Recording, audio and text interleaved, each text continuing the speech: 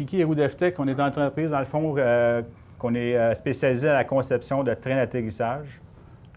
Aussi, on fabrique, on répare aussi au niveau de trains d'atterrissage, système de composantes, puis qui est relié au marché de l'aéronautique. On a 11 sites au travers le monde.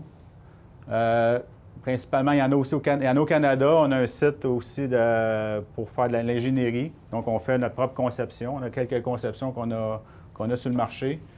On a Longueuil qui est plus au niveau, dans le fond, tout ce qui est traitement de surface sur les pièces. Laval est un centre d'excellence ici de petits et moyens trains d'atterrissage et activateurs.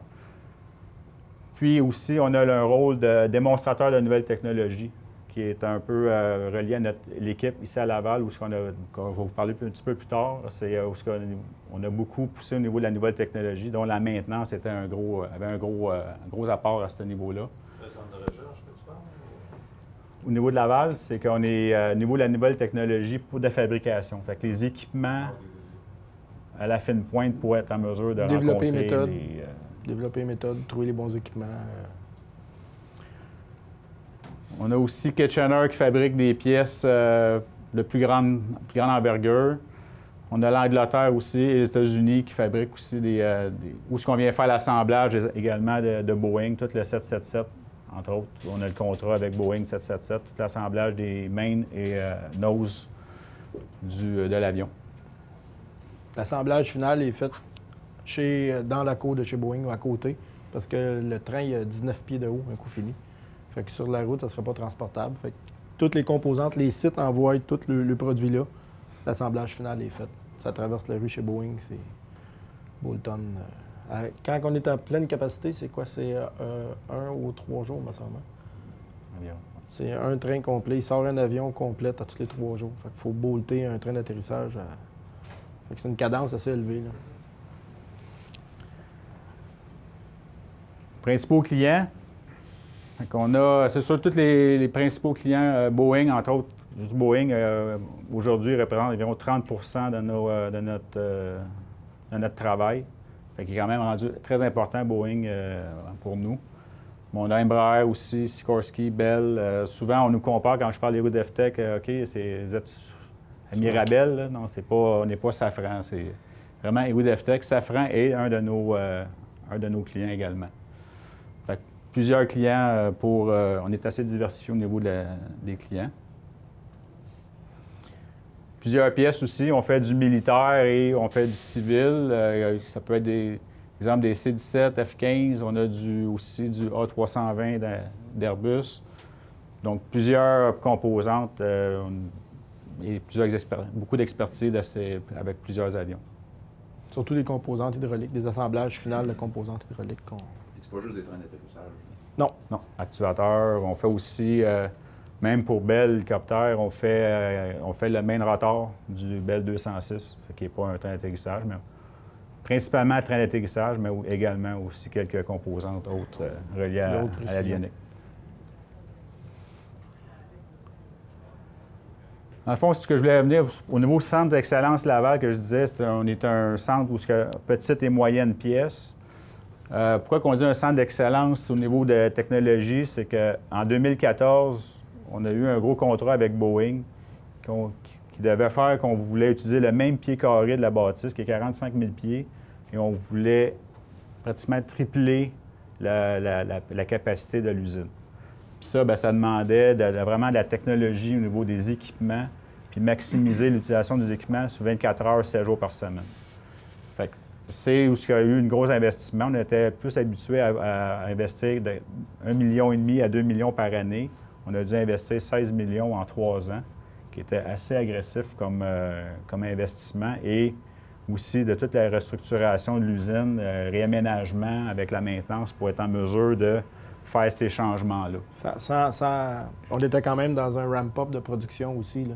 Vous allez voir, là, en bas, on va le voir, on a des équipements de fabrication flexible. Par exemple, d'un équipement où normalement, on fabriquait une pièce, un modèle à la fois, où aujourd'hui, on a un système où il peut y avoir 30 pièces différentes, où c'est le logiciel, c'est le système qui va gérer quelle pièce qu'il va faire en premier en fonction de certains critères qui peuvent être si la matière est disponible, les outils, si le programme est disponible et autres. Il y a plusieurs critères qui sont gérés par le logiciel qui nous permet de produire des pièces de façon plus efficace et plus rapide. Puis ça demande un équipement comme ça qui fait qu'une méthode conventionnelle, un équipement pouvait rouler en moyenne 30 %, ça veut dire 30 % sur une journée, sur 24 heures. Ça veut dire que le restant du temps, c'est soit que la machine est en arrêt pour faire un montage, soit qu'elle est en arrêt parce qu'il y a une pause, il y a un dîner, il y a un bris. Cet équipement-là a permis d'aller chercher 85 à 90 % d'utilisation sur 24 heures. Ce qui veut dire qu'on a triplé l'utilisation de la même équipement, juste relié par l'automatisation et les systèmes connexes pour permettre à produire plus rapidement. Ce qui fait en sorte que la maintenance devient encore plus importante de ces équipements-là, parce que quand l'équipement l'arrête, l'impact est 3 fois plus. Puis ils ont moins de temps de le faire. Aussi. On a aussi, on va le voir durant la visite, on a une main manipulateur aussi. On a l'usine à Laval qui développe cette expertise-là. Fait qu'on a aussi la manipulation d'une pièce via une main robot pour aller mettre dans la machine la pièce. C'est quand même une pièce d'à peu près 150 livres qui aurait demandé de prendre le pont roulant à chaque fois, qui aurait eu aussi des risques peut-être de blessures par l'employé. Avec un système comme ça, la manipulation se fait via la main. Fait qu'il n'y a pas aussi non plus aucun... On élimine le risque aussi de blessure. Fait qu'on a différentes... des machines qu'on a, on va aller le voir, c'est une machine flexible, comme j'ai parlé. C'est quatre équipements reliés à un système de gestion de palettes, tout ça. On a aussi des mill turn, on appelle ça des taux fraiseuses 9 axes, où ce qu'on est en mesure de gérer, dans le fond, on peut faire des pièces, faire du tournage, faire du fraisage. On est en mesure aussi de déplacer la pièce d'un mandrin à un autre. Fait que tout ça, ça demande aussi de la complexité au niveau de la maintenance, toute la calibration des équipements, l'alignement des machines ou la répétabilité aussi de l'équipement. Fait que ça aussi, ça demande beaucoup d'expertise au niveau de la maintenance. On fait aussi des assemblages ici qu'on va voir durant la visite. Fait que c'est un peu, je vous expliquais, ça c'est le système qu'on va voir, là. C'est les 4 machines. Fait que dans le fond, ça prend de la rigueur au niveau de la maintenance. Il faut être connecté directement avec les données continues sur si l'équipement est disponible. Donc, on est en mesure de savoir si l'équipement est en arrêt. Donc, le système nous parle aussi pour savoir si on doit intervenir.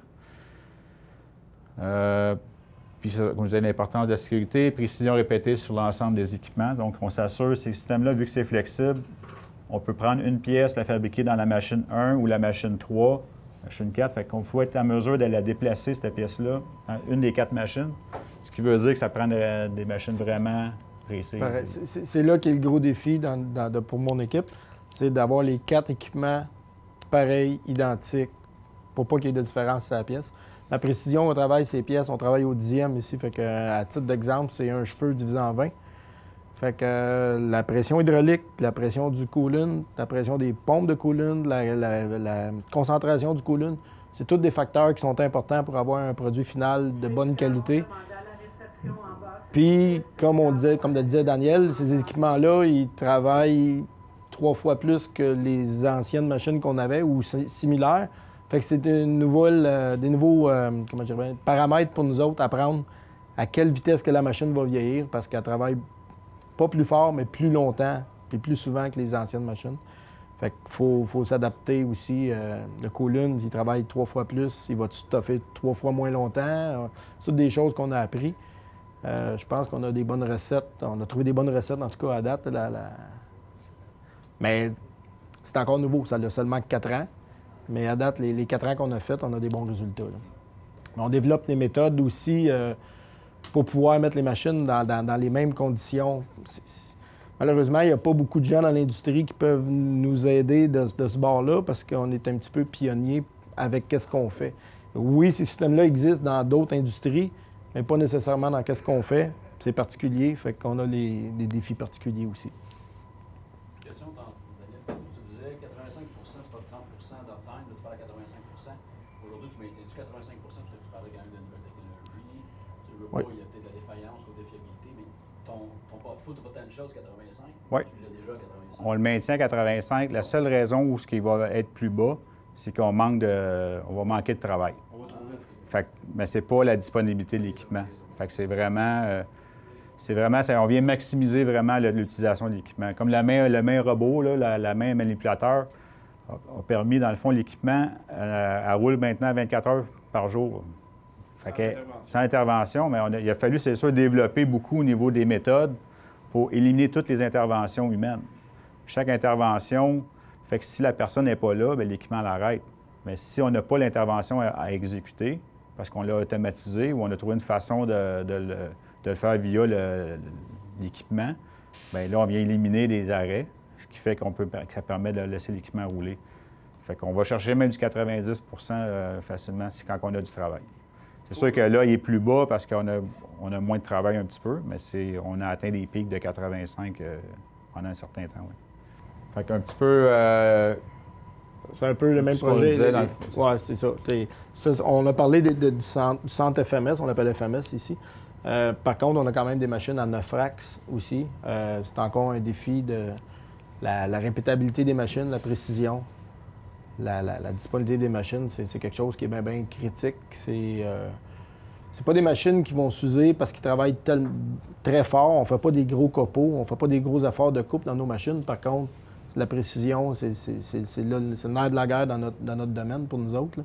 Puis la longévité des pièces. Il faut qu'on soit capable de faire des pièces aujourd'hui à un rythme avec une certaine précision. Il faut que je sois capable de faire ça dans 10 ans aussi, avec les mêmes équipements.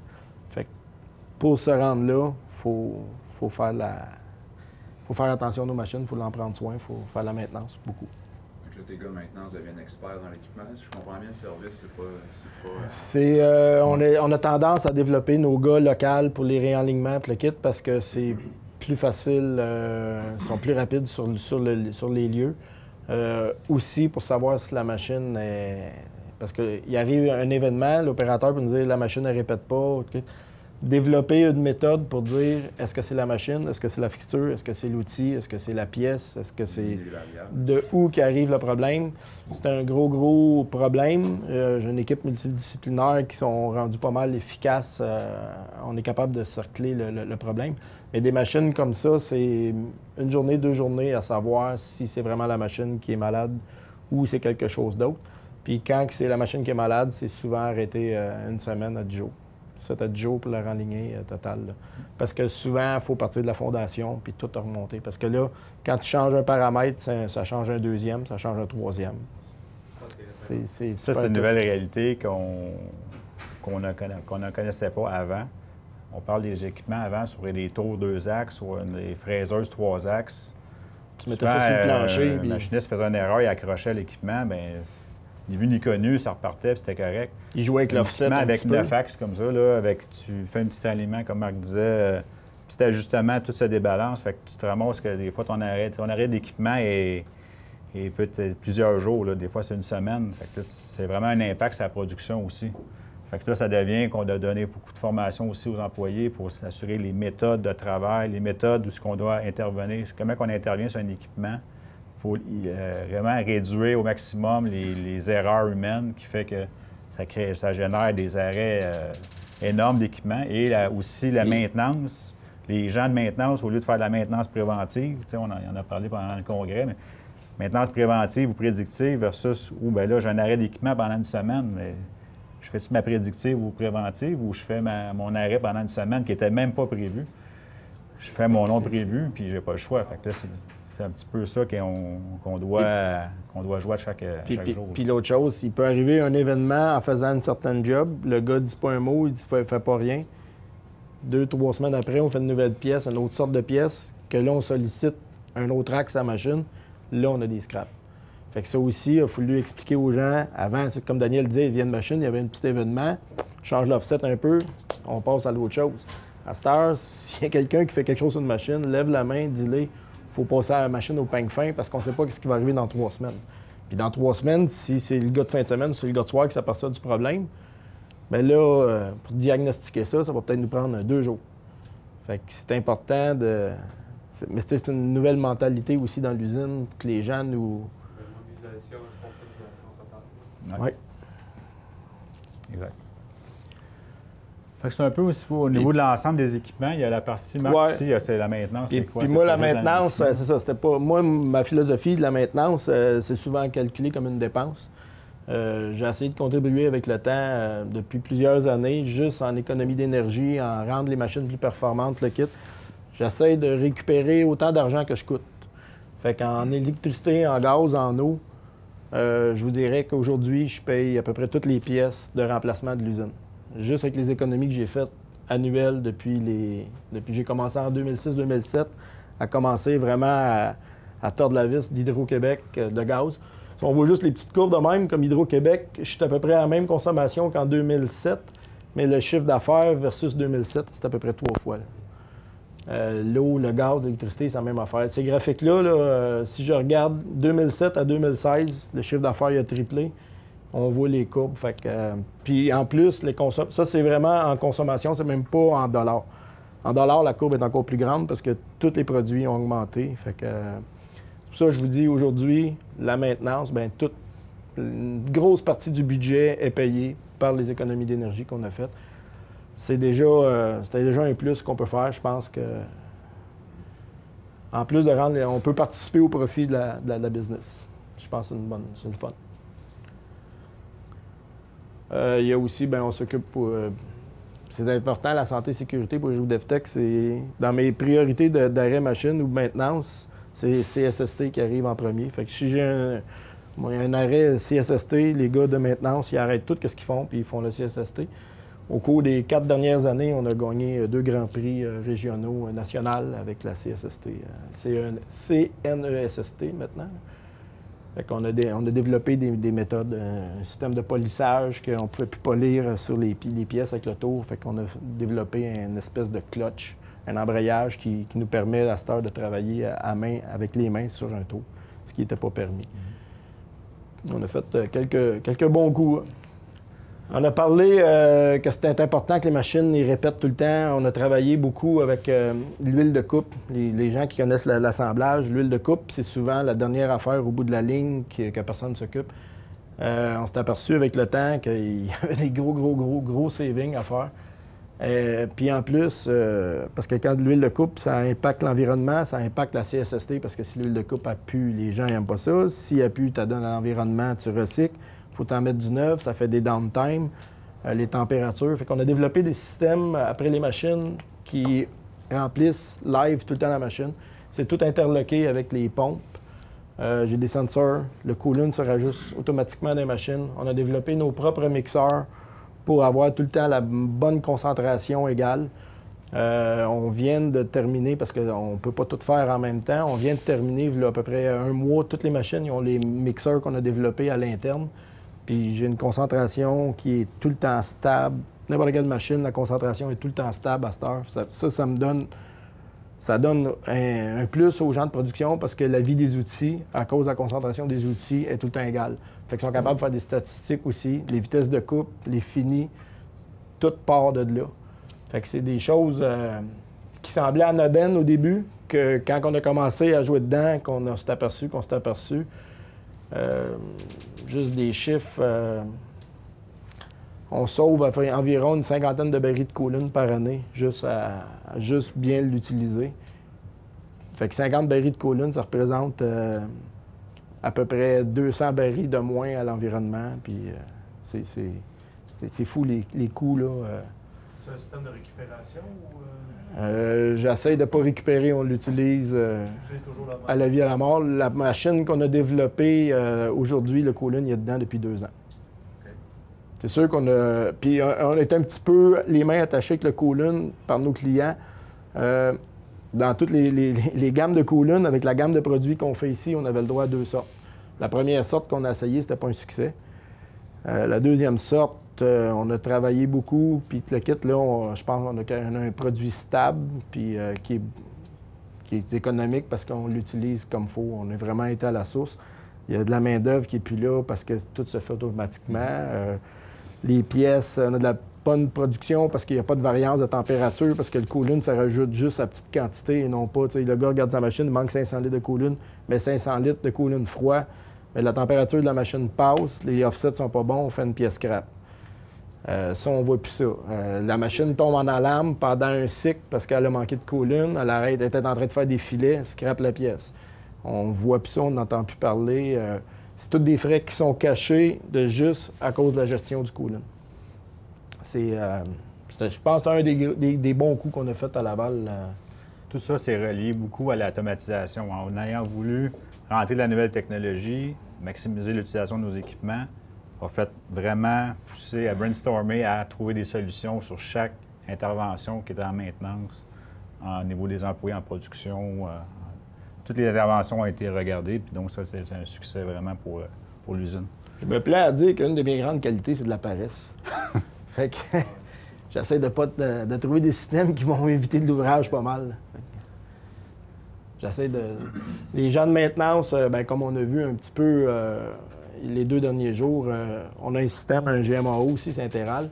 On est rendu avec les iPads. Les gars travaillent avec les iPads, les iPhones. Je crois beaucoup à la technologie, les papiers, les archives, le kit. Comme je vous ai dit, je suis paresseux, j'ai pas le temps de classer des papiers. Les systèmes informatiques le font pour nous autres. Fait que mon équipe est assez willing. On est en train de développer le système. On tire pas mal sur l'Interal puis avec la technologie. Là. De plus en plus, on va s'en aller vers le 4.0 côté maintenance. Comme je vous disais, mon équipe est multidisciplinaire. Les gars peuvent aussi bien aligner une machine, commander des pièces sur des groupes d'électromécaniciens. Sont vraiment autonomes. On développe... l'équipe est vraiment dédiée à la cause. Puis... On voit vraiment un gain d'avoir des équipes multidisciplinaires internes versus aller chercher des ressources externes aux besoins, parce que c'est vraiment la disponibilité puis la connaissance qui reste vraiment à l'interne versus aller... Tu sais, si c'est un problème, mais là, tu appelles un fournisseur ou un sous-contractant qui n'est pas disponible toujours, tout ça. Fait en ayant des ressources internes multidisciplinaires vraiment bien formées, ça nous aide beaucoup aussi au niveau de la disponibilité des équipements. Tout ça. On essaie de garder nos gars vraiment pour nos équipements de production. Par contre, s'il y a des modifications bâtiments à faire, là, je fais faire des contracteurs. Mais j'essaie de garder notre équipe sur le spot pour les machines, pour la production. J'essaie de rendre les gens tout égal, toute la même chose. Ils ont besoin d'une pièce, ils font leur propre PO. Évidemment, les PO, ils arrivent par mois. Il faut que j'accepte quand même les affaires, mais ça se fait tout par téléphone, sur Internet. Ils font une job, ils achètent, ils installent, ils ferment le job, puis c'est clé en main. Il y a bien des choses qui se font que, malheureusement ou heureusement, que ça ne vient même pas dans ma cour. Ça se règle. Parce que les gens sur le plancher peuvent créer des demandes de travail qui sont acceptées par le superviseur respectif. Un coup que c'est accepté, ça s'en va dans l'Interal, les gars font la job, puis la job est fermée, puis on passe à d'autres choses. C'est ça qui nous permet, comme moi, de me libérer et aller dans des réunions comme hier ou comme aujourd'hui. Je suis bien fier de mon équipe. Les équipements critiques, de plus en plus, on a un feedback, les équipements nous parlent. C'est un début, on va aller plus loin aussi. Il faut que les équipements nous parlent parce que, comme Daniel disait, il y a des équipements qui marchent 24 sur 24 la nuit. Souvent, il n'y a pas d'opérateur ou, comme on a vu hier, qui nous cale la shot d'avance aussi, voir comment est-ce qu'elle vieillit, qu'est-ce qui se passe, pour qu'on soit capable de prévoir les arrêts. Fait que ça, c'est des défis qu'on s'en vient, qu'on est en train de travailler là-dessus aussi. Puis des choses qui est quand même spécialisées, comme on fait des pièces hydrauliques, mais il faut les tester. Ils sont toutes testées ici. Puis les températures d'huile qu'ils nous demandent, c'est vraiment critique. Fait qu'on est obligé de développer des systèmes de radiateurs. Les gars, quand ils testent, il ne faut pas qu'ils dépassent 95 degrés Fahrenheit sur l'huile hydraulique. Fait qu'on est obligé de mettre un système. Ça, c'était tout été créé par l'équipe de maintenance. J'ai un gars qui fait de l'automate. J'ai les gars qui ont fait l'hydraulique, l'électricité, tout le kit. On a développé un système de radiateur à l'interne qui réagit selon les conditions, puis qui réagit même avec la condition extérieure. Parce que c'est aussi vrai, il ne faut pas que je descende trop froid. Fait que l'hiver et l'été, c'est des réalités différentes. Toutes les saisons, c'est des réalités différentes. Fait que le système, il est intelligent, il regarde qu'est-ce qui se passe, il regarde à quelle vitesse il refroidit, puis à quelle vitesse il réchauffe, puis il fait tourner les radiateurs et les pompes en conséquence. C'est des systèmes qu'on fait dans la maison parce que si on ferait faire souvent ça à l'externe, ça, c'est des affaires que ça verrait pas à la fin, je pense. Là. Le défi quotidien, on l'a dit un petit peu, c'est assurer la performance de l'usine, 24/24, 7 jours, l'efficacité des équipements, la répétabilité des équipements, la sécurité au travail pour tous les gens de l'usine, peu importe, puis les contracteurs. Ça, on sait tous que les lois changent à vitesse grand V, fait qu'il faut toujours se réajuster, puis voir les normes, puis refaire les plans, puis c'est des défis quotidiens qu'on a à vivre à Laval aussi, là. Fait que ça conclut un peu notre présentation. C'était un peu un overview, un peu un sommaire de toutes nos réalisations. On continue à s'améliorer. On a encore plein de projets, c'est sûr. On a fait beaucoup d'améliorations dans les 4 dernières années, là. Vraiment, on a fait vraiment une grosse amélioration avec les équipements, tout ça. Fait vraiment, c'est un beau succès. Aujourd'hui, on en bénéficie. Les équipements, on a une belle rentabilité, les heures ils sont efficaces, on a des équipements disponibles, nos gens sont formés. Fait que toute la période, la croissance, la formation, la transition qui s'est faite durant les 4 ans, ça a été difficile, mais aujourd'hui, on en bénéficie dans tous les secteurs, avec la maintenance, les méthodes au niveau de connaissance des équipements, les employés sur le plancher. Fait que on est vraiment content des résultats qu'on a obtenus.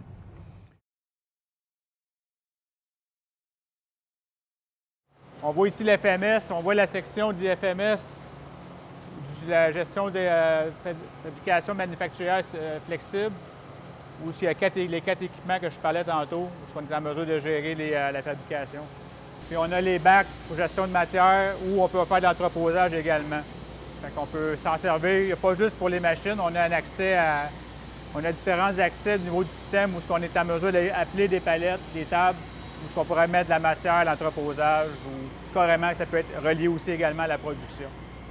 C'est vraiment un système qui est vraiment complet, qui gère de A à Z de procédé de fabrication. On a aussi l'autre côté, ça c'est le bavurage. Ici, c'est tout ce qui est polissage. Toutes les pièces d'avion, ils doivent passer par un polissage. On ne doit pas avoir d'arrêt de vivre.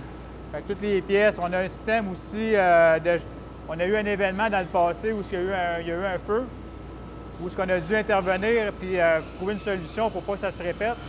Et vu qu'on fait différents matériaux, par exemple de l'aluminium, titanium, acier, ça crée une problématique au niveau de polissage, parce que ça crée une poussière qui peut être pas compatible nécessairement le titanium et l'acier. Ce qu'on a fait, dans le fond, on a trouvé un équipement où la filtration se fait via de l'eau. Donc, c'est un genre de film d'eau. Toute la poussière passe par le film d'eau, qui fait que la poussière elle tombe comme en pâte, qui fait qu'il n'y a plus de risque vraiment d'avoir une étincelle et qu'il y ait un feu. Ça, c'est vraiment un gros gain qu'on a réalisé au niveau santé-sécurité, maintenance. Puis on a aussi toute la partie polissage, comme je vous disais, là, que toutes les pièces doivent passer par ici, là, 100%. On a un écran où ça, c'est un projet pilote, où on veut éventuellement le mettre dans tous nos secteurs, où on a une cédule qui gère par rapport à notre système de ERP, notre système de gestion de planification, où on est en mesure de donner des priorités au niveau du département. Ce n'est plus un planificateur qui vient dire sur quoi travailler. C'est en fonction des dates de livraison, puis en fonction des priorités, où l'affichage se fait. Et les employés, ce qu'ils font, c'est qu'ils sélectionnent leurs tâches en fonction de ce qui est affiché. Encore là, ça devient plus dynamique au niveau de la gestion des priorités. Un des critères importants quand tu veux être à mesure de produire à 85 du temps, c'est que ça te prend des outils, ça te prend des pièces, ça te prend de l'automatisation. Puis des 4 machines, normalement, des équipements comme ça avaient un magasin d'outils peut-être de 60 outils. Là, on parle de 171 par machine. C'est ce qui vient nous donner une certaine autonomie avant d'intervenir. On a plusieurs outils où il va y avoir 4-5 le même outil, où le système vient gérer sa sélection d'outils pour réduire les arrêts machines. Ça aussi, ça devient, au niveau de la maintenance, toute la gestion de ces magasins-là, s'assurer que l'outil est bien positionné, que les bras de chargement est bien enlignés. Toute notre maintenance préventive est encore plus importante de ces équipements-là. Ça, c'est toutes nos huiles, nos différentes huiles qu'on doit gérer dans l'usine. On avait une problématique au niveau du volume volume d'huile qu'on avait concentré à la même endroit.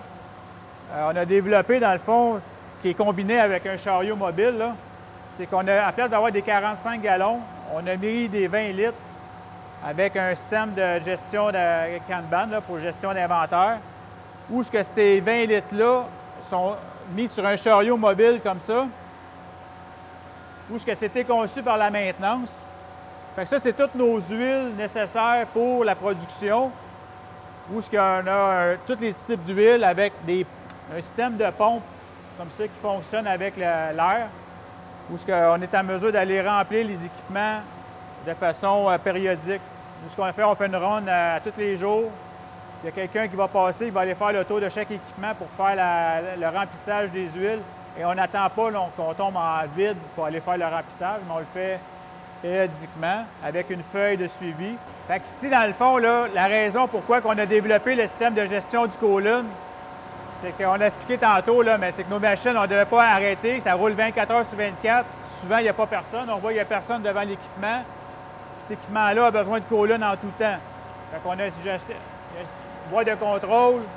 On est venu connecter un système de pompe avec concentration de côlon avec un baril de 45 gallons directement connecté, qui fait en sorte qu'il donne une autonomie environ de 6 mois.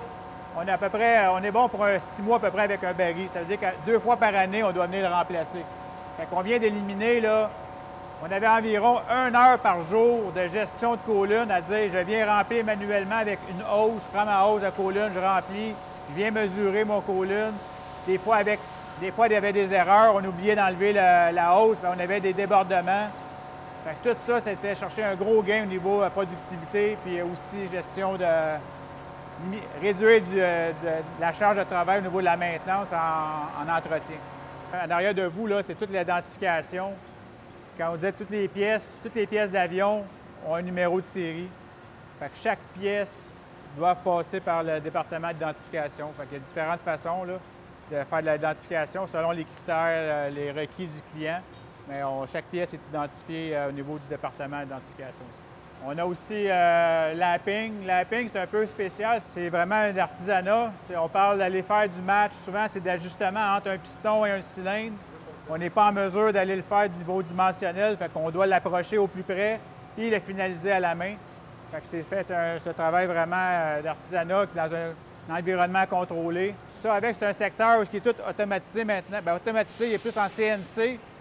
Auparavant, c'était pratiquement du conventionnel à 95 %. Donc, on avait peut-être l'équivalent de 3 fois le pied carré nécessaire pour faire le même travail. Avec le CNC, on est en mesure de combiner plusieurs tâches en même temps, donc faire des surfaces intérieures, extérieures, des chanfreins.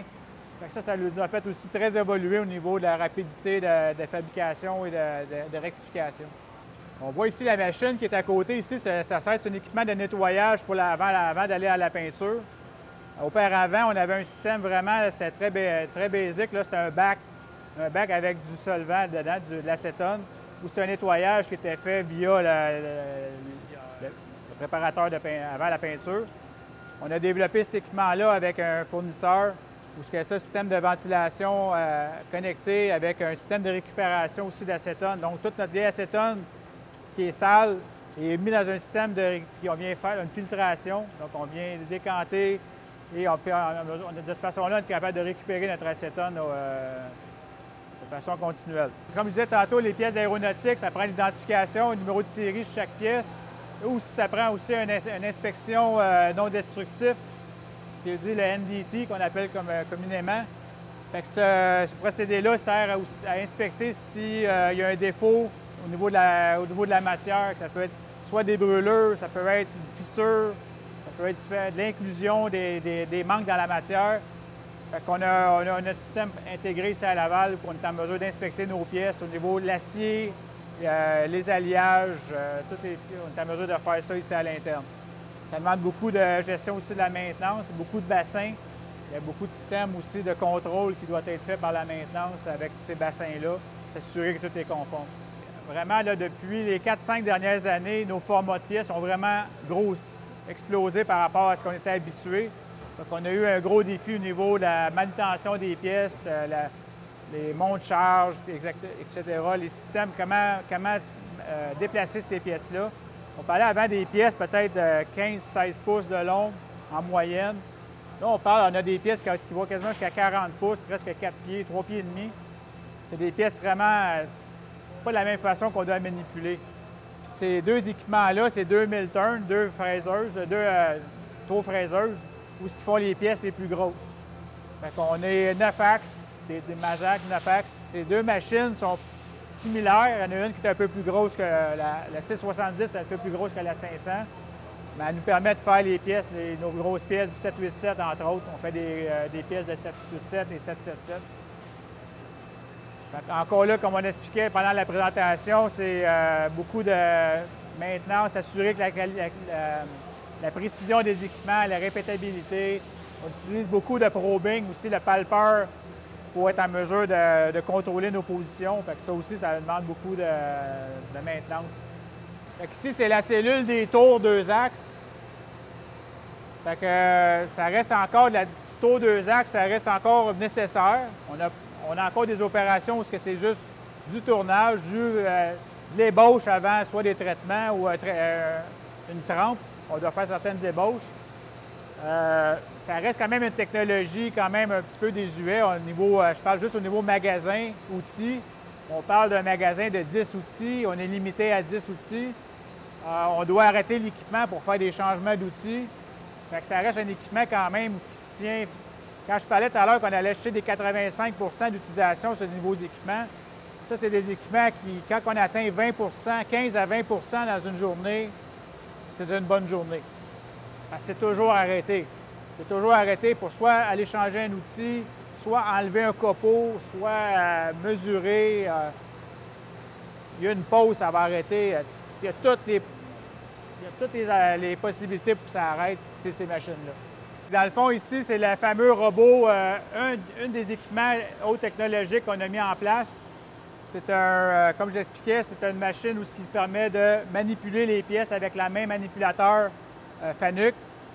C'est un système où ce qui nous permet, dans le fond, le temps de cycle de fabrication de ces pièces-là, on parle de 4 à 5 heures par pièce. C'était pas vraiment le temps de cycle qui nous a poussé à aller chercher cette technologie-là. C'était plus par le volume de pièces et la grosseur des pièces, faisant en sorte qu'on s'est dit, c'est les deux bonnes pièces. Dans le fond, on a 2 part numbers, on a 2 pièces. C'est les 2 bonnes pièces pour aller chercher cette expertise-là. Fait qu'aujourd'hui, comme je disais, ça roule là, 24 heures sur 24, 7 jours par semaine. Il n'y a personne devant l'équipement, on peut le voir.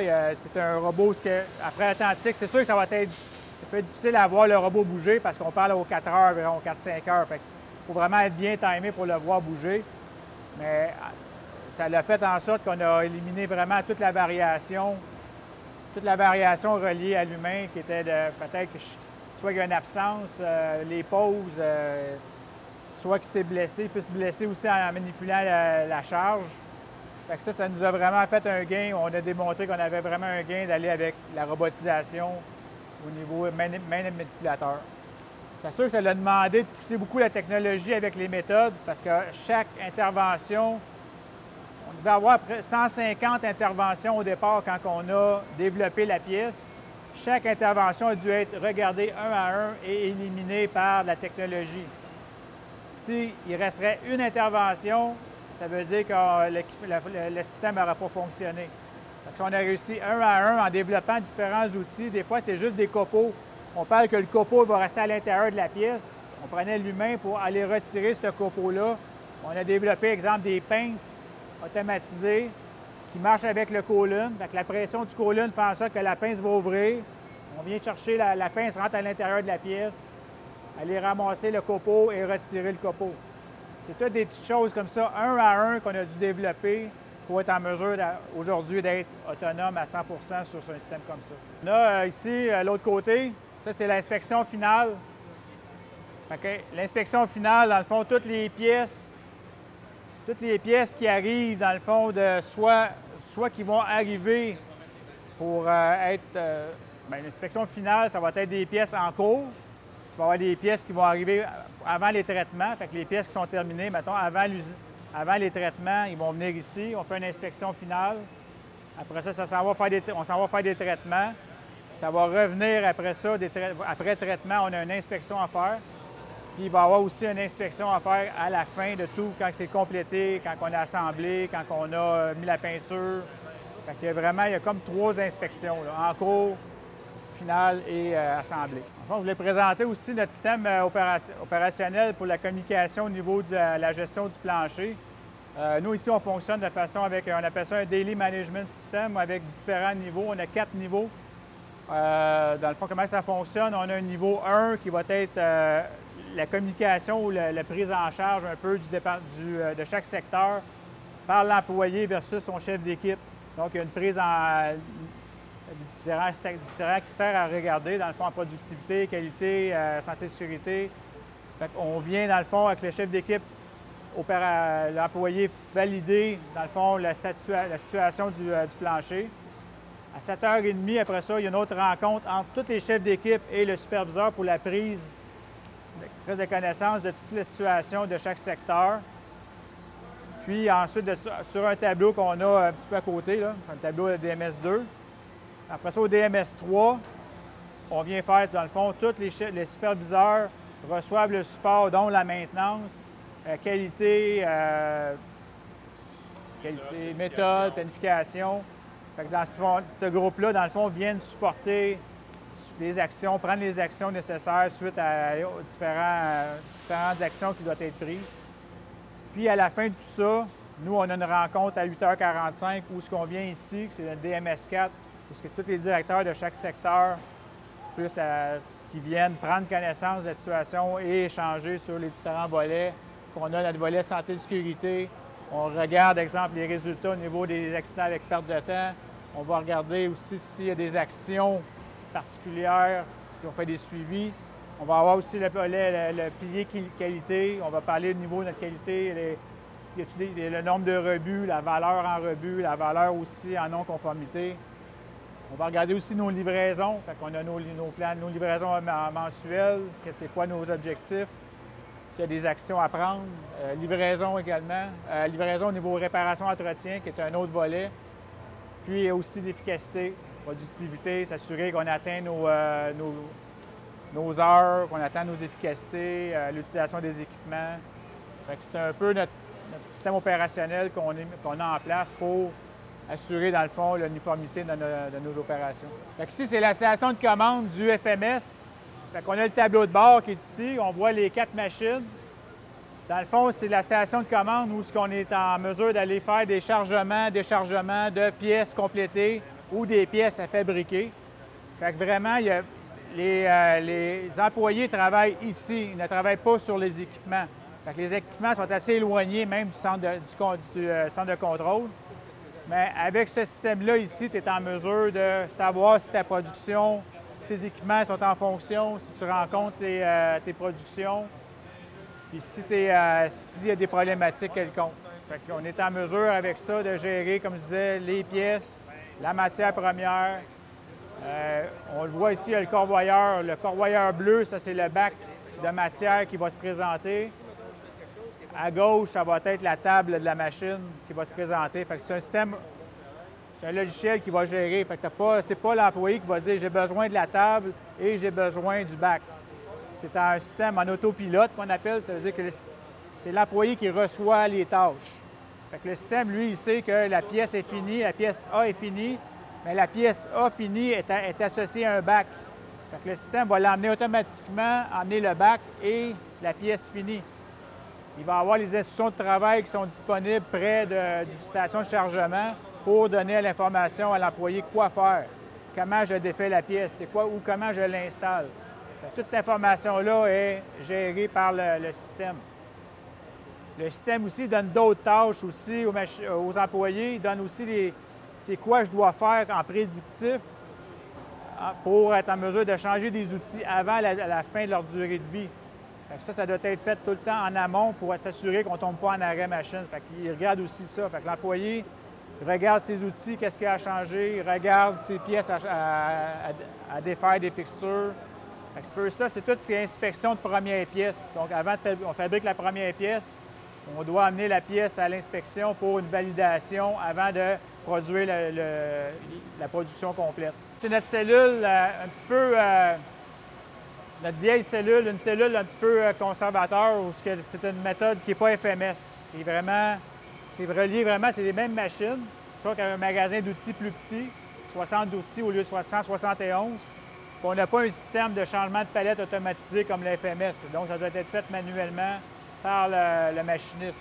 Fait que si on roule souvent en pièces, en opération unitaire, on finit le lot complet, après ça on passe à la pièce B, après ça on passe à la pièce C. Fait que c'est ça qui fait que,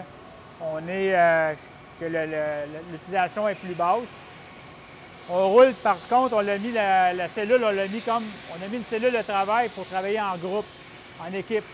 Ça veut dire que c'est pas un travail individuel. On parle d'une cellule, il y a 4 machines. Il peut y avoir des fois 2 à 3 machinistes pour la cellule. Donc, ils s'échangent des tâches. Ça veut dire que si moi, je peux enlever la pièce, tu peux-tu aller inspecter l'autre pièce ou je fais un montage. Pendant que je fais le montage, bon, ben, c'est un travail d'équipe. C'est même qu'on est venu un peu maximiser un petit peu l'utilisation de nos ressources. Puis aussi, pas trop diminuer non plus l'utilisation des équipements. C'est un compromis entre ce qu'on appelle, nous autres, c'est le combo. Là. Fait qu'on vient mettre du combo le plus possible. Au lieu d'avoir avant, c'est des machines linéaires où il y avait un employé par machine. S'il y avait un arrêt machine, l'employé attendait que la machine soit repartie. S'il allait à la piste en l'inspection, il attendait que l'inspection soit complétée pour repartir l'équipement. C'est de cette façon-là qu'on est venu aussi un petit peu optimiser nos ressources et aller chercher plus d'heures de production. On a des écrans aussi. Chaque machine a des tables de travail avec des écrans où ils ont accès à toute la documentation.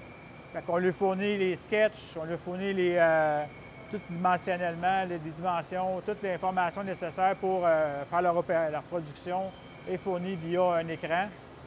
On a aussi tous les instruments de mesure. On a, dans le fond, c'est tout préparé par un adjoint.